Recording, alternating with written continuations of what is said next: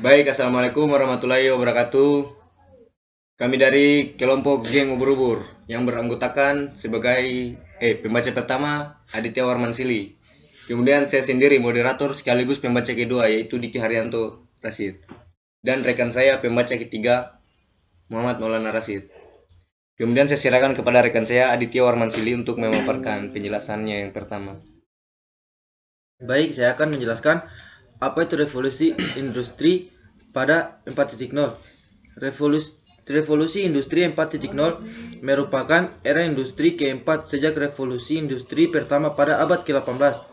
Era industri keempat merupakan perpaduan teknologi yang mengaburkan batas antara bidang fisik, digital, dan biologis secara kolektif atau dikenal sebagai sistem cyber fisik atau cyber physical system disingkat sebagai CPS.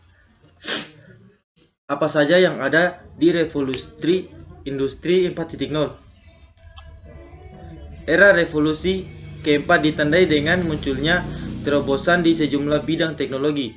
Bidang-bidang yang dimaksud meliputi bidang robotika, kecerdasan buatan, artificial intelligence (AI), nanoteknologi, komputasi kuantum, quantum computing, bioteknologi, Internet of Things (IoT), industri Internet of Things (IIoT), teknologi nirkabel generasi kelima atau disebut sebagai 5G, adipatif manufaktur, pencetakan 3D, dan lain-lain. Teknologi-teknologi tersebut mengubah tatanan hampir setiap industri di setiap negara. Besarnya jangkauan perubahan ini menandai transformasi seluruh sistem produksi, manajemen, dan pemerintahan. Oke, kemudian saya akan melanjutkan penjelasan dari rekan saya Aditya Warmansili sebagai pembaca satu. Salah satu contoh-contoh inovasi yang berkembang di revolusi industri keempat yaitu artificial intelligence atau disingkat AI. Artificial intelligence atau kecerdasan buatan adalah bidang ilmu komputer yang menekankan pada penciptaan mesin cerdas yang bekerja dan beraksi seperti manusia. Artificial intelligence dapat berbentuk apapun, mulai dari Google Assistant, Cortana, juga algoritma penelusuran Google. Beberapa aktivitas komputer kecerdasan buatan dirancang mencakup pengenalan suara, deep learning, perencanaan, dan penyelesaian masalah.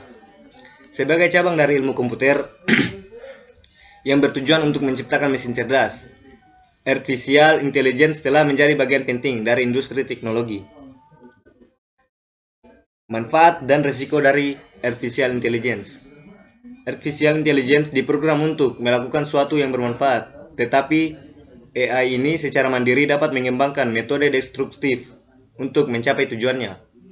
Hal ini dapat terjadi setiap kali kita gagal menyelaraskan sepenuhnya tujuan AI ini dengan tujuan kita yang sangat rumit. Misal, kita meminta AI agar dapat mencari jalan terdekat menuju tempat yang kita tuju, dan semuanya sesuai dengan keinginan kita tanpa tersesat. Tentu sangat membawa manfaat bagi kita agar dapat sampai tujuan dengan sedikit lebih cepat tanpa harus khawatir tertinggal rapat, penting, atau pesawat. Kemudian saya akan menyerahkan ke pembaca ketiga untuk melanjutkan pemaparan materi dari saya. Oke, saya akan melanjutkan penjelasan dari teman saya Diki Haryanto. Langsung saja, kasus AI dalam menunjang kegiatan ekonomi dan bisnis masyarakat. Artificial intelligence atau disingkat dengan AI pada umumnya dapat berlaku pada semua sektor atau bidang yang ada. Salah satunya menunjang kegiatan ekonomi masyarakat dimulai dari menengah ke bawah hingga menengah ke atas, remaja dewasa hingga orang tua, laki-laki maupun perempuan. Semuanya terjadi dengan dasar kebutuhan akan produk dan jasa yang ditawarkan oleh pasar tradisional maupun modern, online maupun offline. Di sini saya akan membahas tentang teknologi AI di dalam pasar e-commerce yang tentu sudah menjadi kebutuhan setiap orang. Contoh kasus AI dalam menunjang kegiatan ekonomi dan bisnis masyarakat, misalnya rekomendasi produk e-commerce.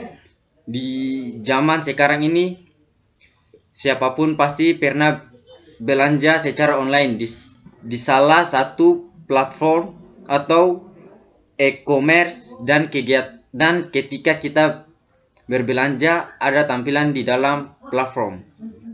E-commerce tadi produk-produk yang direkomendasikan untuk kita. Produk yang direkomendasikan tersebut bukan hasil dari seseorang yang memprediksi barang atau produk apa yang akan kita beli, melainkan produk atau barang rekomendasi tersebut merupakan proses dari AI. AI memperoleh data dari kita sendiri berdasarkan dari histori kita dalam melakukan pencarian produk, pembelian produk, dan produk apa saja yang sudah kita lihat. Data tersebut yang akan diproses dari konsep AI yaitu data mining, sehingga AI akan merekomendasikan produk-produk yang cocok untuk kita. Ya, oke, mungkin itu saja pemaparan materi kita tentang revolusi industri 4.0.